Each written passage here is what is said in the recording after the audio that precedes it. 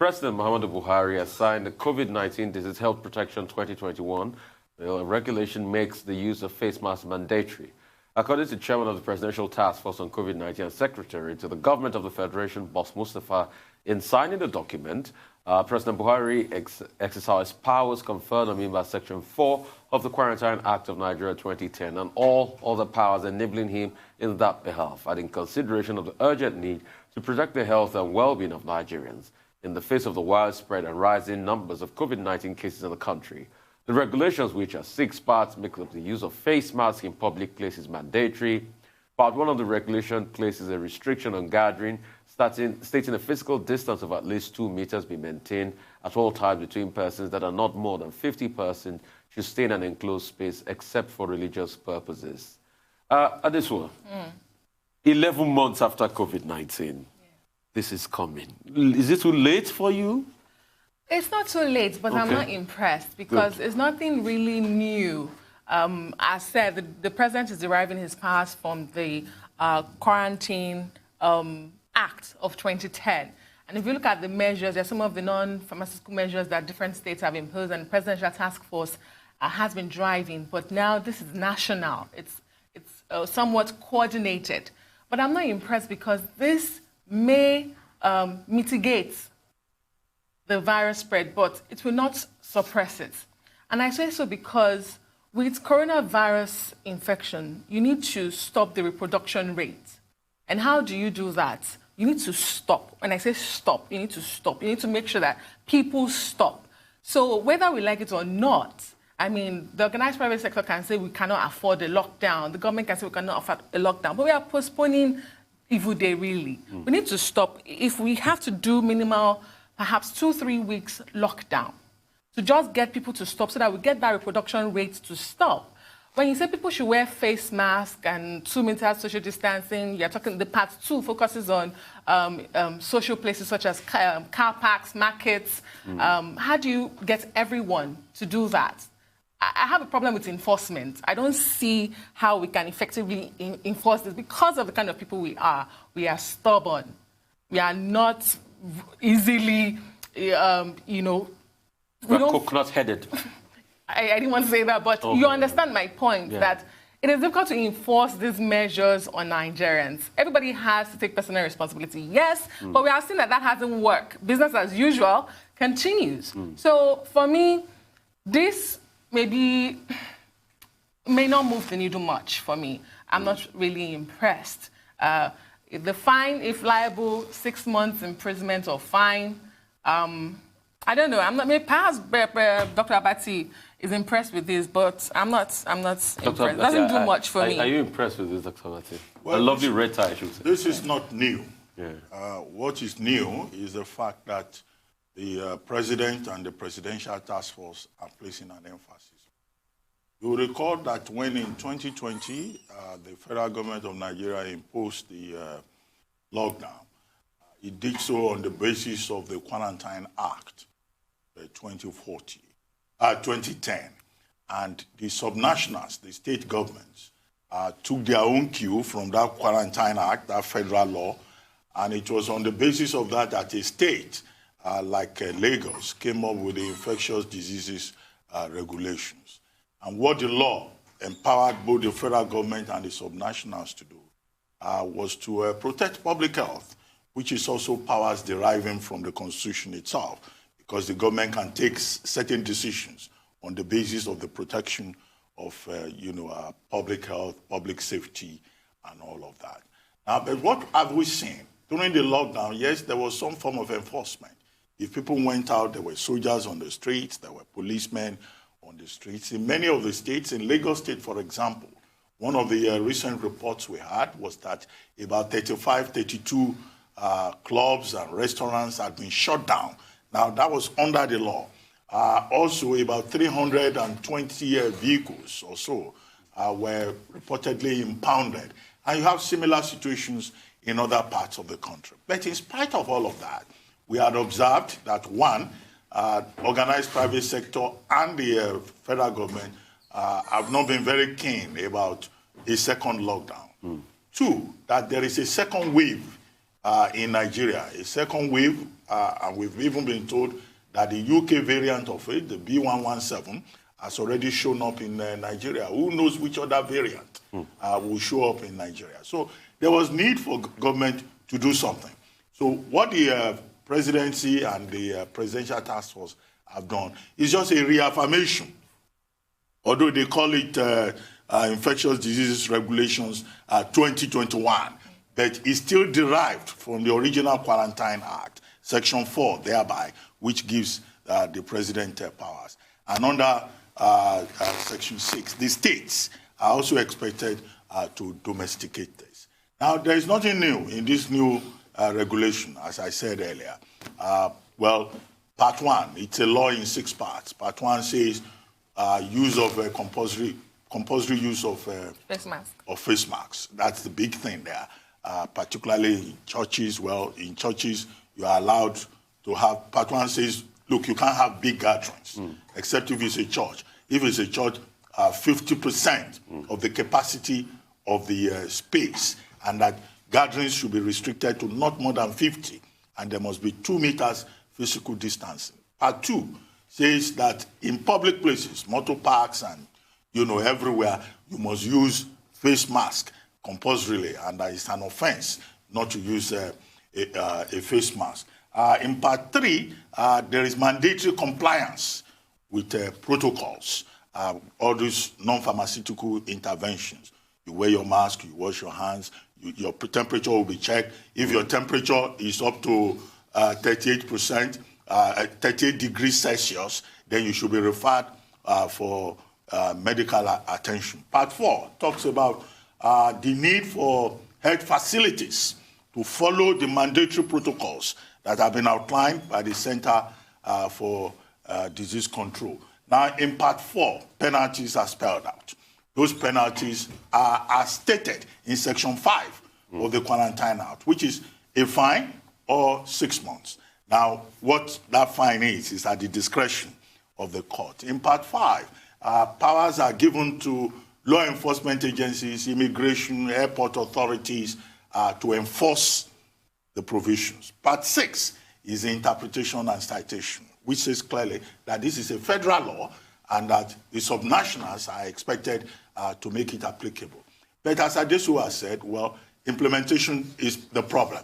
Now, all those agencies of government that have been given powers under Part 5, would they not abuse it? During the lockdown, they abused it. Would this not be an opportunity for extortion and undue bureaucracy and intimidation of the people? What level of cooperation will the federal government get from the state governments when we have some state governments saying they don't have COVID-19 in their states? That's the other challenge.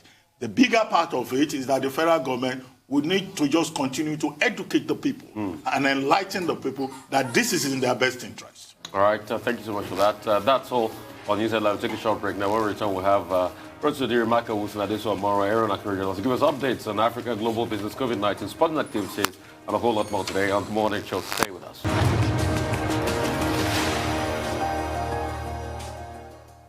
All right, welcome back to the Morning Show right here on the Rise News channel. Let's quickly go to our dependable Rotodiri to give us Africa business update. Over to you, Rotos. Good morning. How are you doing?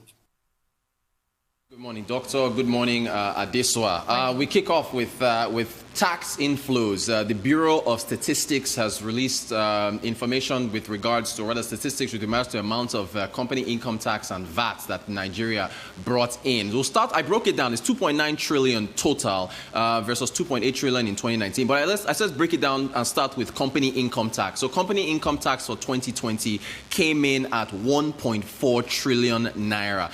And that was down 13% from 2019. So we brought in about 1.6 trillion with respect to company income tax in 2019. About 790 billion of that was collected locally. About 56% of company income tax came from, as far as what was collected locally, 56% of that, 790 billion. 27%, 380 billion came from foreign entities doing business here.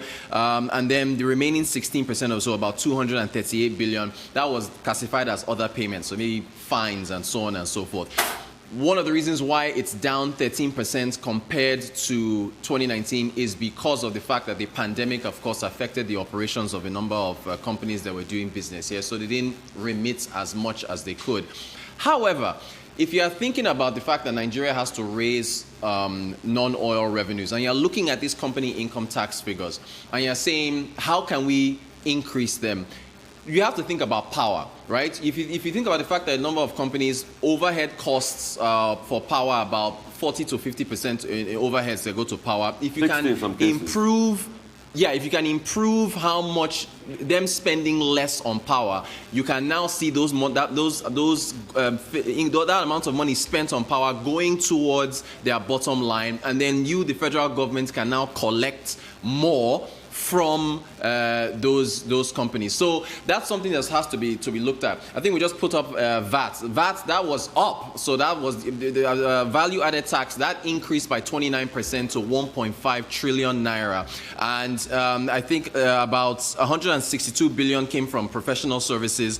Manufacturing came up, giving about 154 billion. Those two sectors, professional services and manufacturing, they were the lead sectors that contributed to company income tax and also contributed to value-added tax. If you're wondering why value-added tax was up year on year, is because, of course, if you think about the Finance Act 2020, increased VAT from 5% to 7.5%. So that's the reason why, despite the pandemic, the federal government did pull in a lot more funds with respect to value-added tax. But again, if we can unclog what's the blockages that are in our infrastructure system, we can generate a lot more, because a lot of these companies will be much more profitable. Over to the Nigeria Identity Management Commission, NIMC. They've approved telcos, and I think Rufai and Doctor mentioned this when we first talked about the deadlines to register these NINs. They've approved telcos to register the national identity, the NINs. And so that now is going to, as you're looking at crowds at their offices, that is going to reduce what you're looking at right now. So the telcos, private sector, are now going to be registering Nigerians that don't have the NINs. And so essentially you will now see a lot more people using the telcos as an avenue through which they can register. And when they had their stakeholder meetings eons ago, when we first announced this, we were asking why didn't they allow the telcos to take the lead on this. It's good to see that this has been announced. This, I believe, came from Mr. Aliyu Aziz, who is the Director General of the NIMC. He was talking to, I believe it was The Punch or so, where he disclosed that they've now licensed the telcos to carry on these registrations. And, I mean, if you think about it, even when you talk about financial inclusion, a number of, there are a number of avenues through which the telcos, based on the fact that so many subscribers or so many people are registered with them, they should be taking the lead on a number of these initiatives. So it's good to see the federal government allow them to take the lead and do so. So we should see a lot less of these crowds and the telcos carrying through registration. And then over in South Africa, because of the impact of the pandemic on tourism, we understand that South Africa is looking to launch a $79 million tourism fund. And that fund is supposed to assist the tourism sector that has been badly hit by the pandemic. And what they're looking to do, it's on the back of vaccines. If 2020 was the year of the pandemic, 2021 is the year of the vaccines. There is so much riding on vaccines being made available around the world, because that is what is going to resuscitate a number of sectors, because it will allow people to come out and carry out activities. I understand, just a quick stat here, in the United States, they were looking at the amount of money in checking accounts. Because people were locked in America, that figure has risen to $1.9 trillion that is sitting in checking accounts. It was $858 billion in 2019. So a lot of Americans who have all this money sitting in their accounts are going to be traveling to a South Africa or hopefully in Nigeria if we get our tourism act together. They have a lot of money that is pent up and looking to be spent. So that's why the South African government is saying, okay, let's make a bet, put this fund together, try to get tourism up so that when, hopefully, fingers crossed, enough vaccines are out there and people are moving around, we can capitalize on that. I mean, Aaron, okay, sorry. Aaron's up next. All right. Just quickly, Rosus. Isn't it time for us to be checking through all of that? Isn't it time for us to be looking at tourism potential? Because it's not only in the UK. In other parts of the world, current account surplus, I was checking through Germany, Japan, and other parts, have increased. Because a lot of people are keeping the money in the account. They're not doing anything. Yes. It's going to bring about a lot of disposable income. How do you get some of this money? Through tourism. Isn't it time for us to be checking out what we'll do as regards tourism? I'm excited NIN is finally listening to us because the telecom companies always have the capacity to be able to do this registration. Because when you look at the telephone registration they're doing in the first place, it's the same process. You still take your biometrics. It's just that there's more numbers of fingers and you capture, and you can send that to the NIN database, and you can have a handshake, and it goes on like that. But one question I'd like to ask you, see, for people that ported Rotus, if today we can still measure NIN numbers. I ported, really? And that's why, yeah. So you can't. So wait, you moved from one telco to the next, and you're not able to access your NIN number. I've gone there to the telco's office many times that I've gone to. They said it's not possible. That the NIN has the what's it called, the communications NIMC has not commented on that. So for those that ported, we are left stateless as it speaks now, because they say there's nobody that can accept us as a network now. And this was the porting I did about 4 years ago. Right. So they should also look into that, because nobody's talking about that. Right, and good point that you raised. NIMC is going to have to address that. They have to go back to the source in order to accommodate folks who have moved from one telco to the next. They have to do that. They've not sorted that out. But the same NIMC is saying that you just need one national identity number for up to about 7 different lines. And so it will appear rather strange that people who have moved from one service provider to the other are unable to link their national identity number to their SIM cards. However, I think that what they have tried to do now is, while it is good, it's coming a bit late. Because, I mean, we've been on this matter since December, and the NIMC had been behaving as if it was resisting wise counsel. At a point, they appointed 174 agents, and we raised questions about the effectiveness of those agents in the light of the conjecture, the COVID-19 situation that we were witnessing at NIMC offices all over the country. Now, we've always talked about synergy, and now that they have realized it, I hope it will work, because indeed the telcos, the telecom companies, they are in a very good position to assist in giving out these NIN numbers. What is required is synergy at the back end.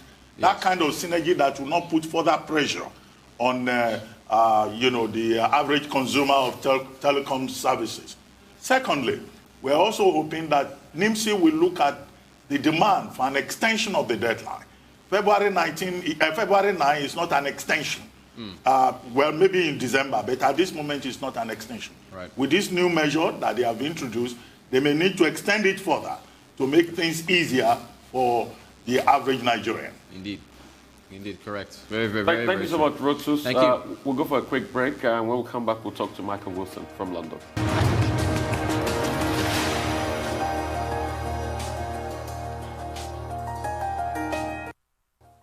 All right, moving on to business update. We've got Michael Wilson joining us from London. Michael Wilson, great to have you. Good morning.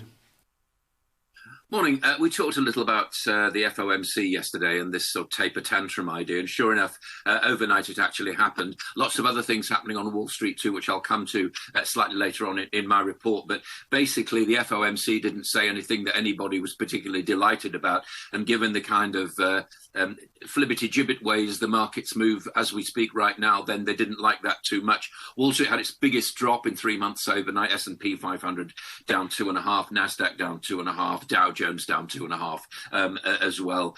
So therefore, Asia, major exchanges there managed to take back some of their losses. Nikkei down about 1.25%, Shanghai about 1.5%, Hong Kong down about 2%, Australia actually following slavishly the United States. So as far as the United States is concerned, here's a quick recap. Equity markets had their biggest fall in 3 months, over 2%. Even stellar results from Apple and Facebook couldn't lift it. Apple declining to give 2021 guidance. confidence. Let's look at Apple for a moment. Sales there hit another record. Families loading up with the latest gadgets over the Christmas period. Plus the new G5 phone. That's the one that did it for them as well. It's the one that people have been waiting for, and actually something that people wanted to buy. So on with a new product. Can't go wrong with that, basically. Tesla, by contrast, not doing too badly, but missing its earnings expectation, and did not, and this is very important, did not provide a guess as to how many cars they would be providing in 2021. Investors didn't seem to care too much, but it fell down slightly in after-hours trading, given that the shares were up, 700% over the year. It makes it the world's rather most valuable car maker. And if you think it's a car maker, well, it's not. It's an energy company. But there we go. For the sake of cars, it's cars. So the overnight moves have everything really to do with positioning and not to do with structure too much. The FOMC left rates completely unchanged. They downgraded their outlook, though, very slightly, and that was enough to upset people, to be absolutely honest. And really, they shouldn't have been. They should have just stayed where they are. Because here's the next one, the kids. What about the kids then on Reddit taking on Wall Street yesterday? Shares in the US company GameStop soared more than 300% in the past week. Video games and bricks and mortar retailer GameStop, bit of a relic, really, I would say, in a world that's moving online. However, tech-savvy young day traders hit the market, and the market didn't like that too much through the Reddit social platform. This may be a new way of people actually placing bets on shares, and the phenomenon could be spreading towards Europe. But it's a battle between Wall Street bros and the Reddit upstarters, really. And at the moment, the upstarts seem to have the upper hand. So, in summary, then, they've been with us, these Reddinators, if you like, or the Redditors, have been with us for quite a year. We'll be hearing a lot more about them in 2021, but they're really giving the Wall Street diehards a bit of a beating right now. But it's not a structural change. The markets had a bumper year, if you remember, last year. Everything happened for them. New president, Brexit happened, slight vaccine hopes and all the rest of it, which I'll come on to in a moment. So it was a good end of the year. No problem about a bit of a correction. That's what they're saying. Now, UK vaccine wars, you'll know, we were talking about this yesterday, the war between the EU and the UK about who gets the AstraZeneca vaccines and whether or not the EU is up in arms about its progress. The UK is fairly confident it'll receive its full order of 100 million jabs and so on. A lot of talk yesterday. There were crisis talks last night. It turns out the latest news on this is that the AstraZeneca and the EU in Brussels are going to sit down today and see if they can resolve it. But sources close to the company say this, and this is quite important. The European Medicines Agency has not approved the AstraZeneca vaccine yet. That approval will come by Friday. And so no surprise that the vaccination rate in the EU is so slow. No matter what they say, it's very, very slow indeed. And a lot of countries like Germany are very, very angry about it. We'll see how that develops. It's an ongoing story. UK cars, in contrast to Tesla, for example, the number of new cars produced in the UK fell by about a third.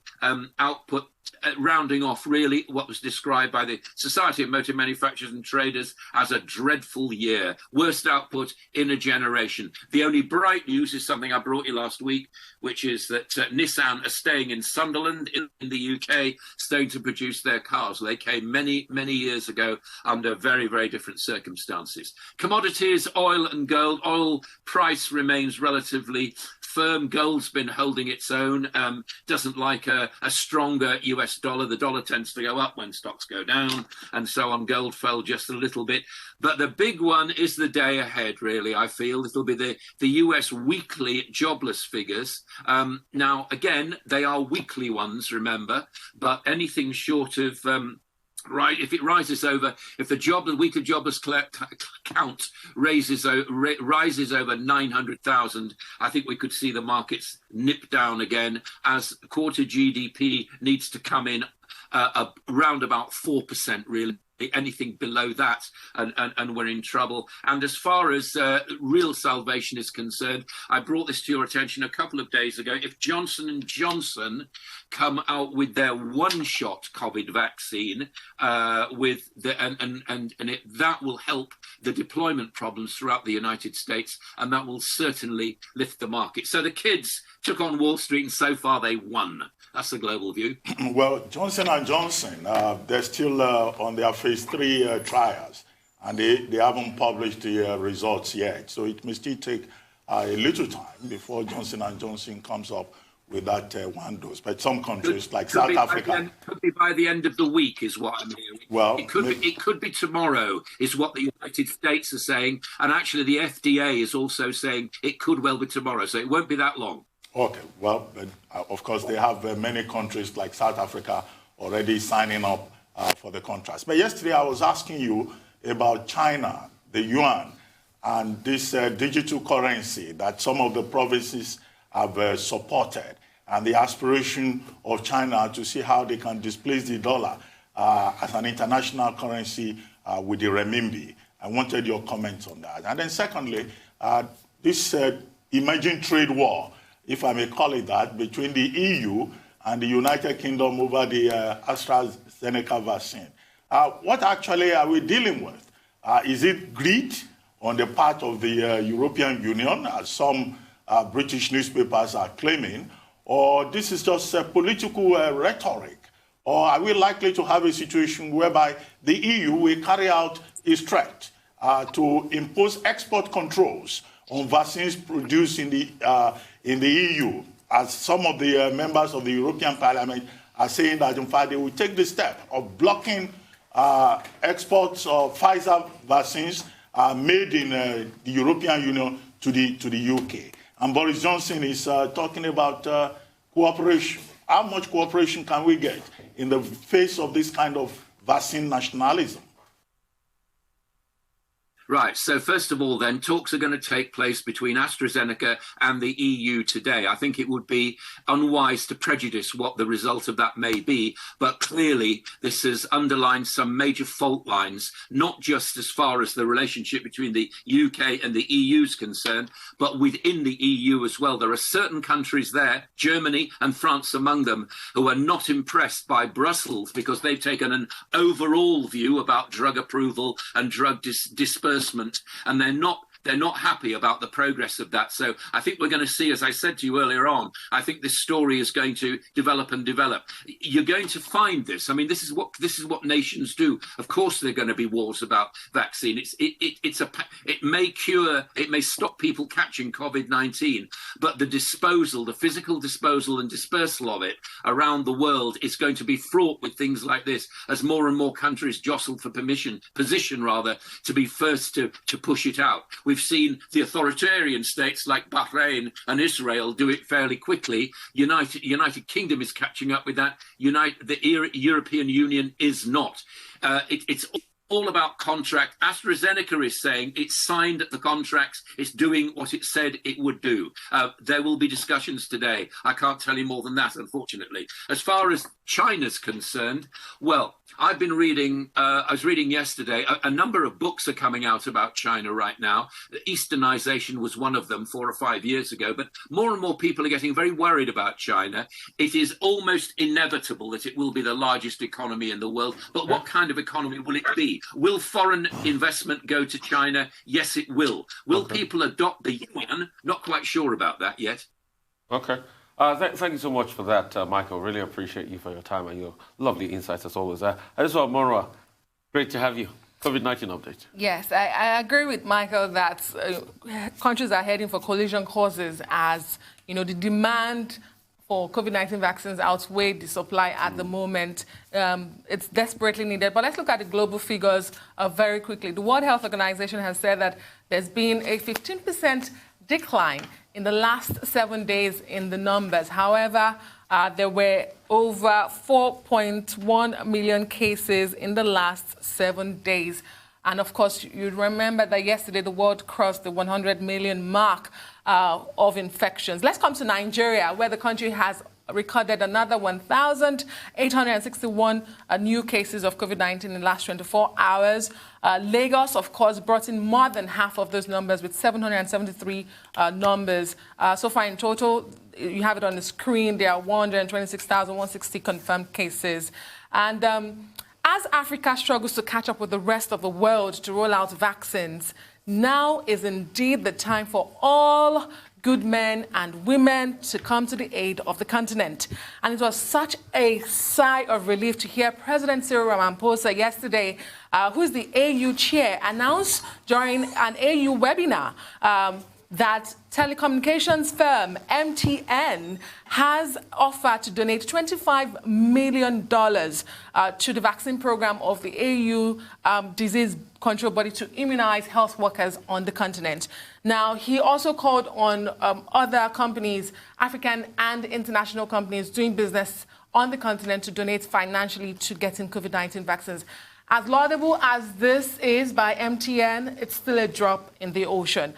Meanwhile, staying in South Africa, the most affected country on the continent as regards the pandemic and infections and death rates, the country has now approved AstraZeneca vaccine for emergency use in the country. Well, we have just about a minute to go on break. But I think first, quickly, let's commend the MTN for this good example of social entrepreneurship. It is very clear that governments in developing countries, low to middle income countries, cannot do it alone. They need the support of the private sector. This kind of social entrepreneurship, in the same manner in which we commended it with regard to the private sector coalition in Nigeria, is something to be commended with regard to the MTN. MTN says it's not just Africa, even in the markets that they have in the Middle East, they are also going to provide support. And of course, if you have private sector, you have the African Union Initiative that is bringing about 270 million doses with the support of about $2 billion provided by Afrixim. And then you also have the countries themselves making their own efforts by signing up with manufacturers, contracts, and all of that.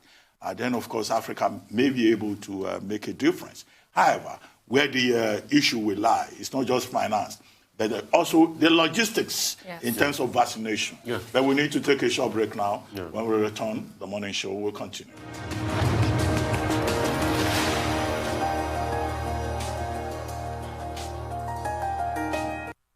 Welcome back to the morning show here on the Arise News channel. We're still on update on COVID-19 pandemic. And if I may just summarize what I was saying about MTN, we hope that other corporate bodies in Africa will follow the example of MTN.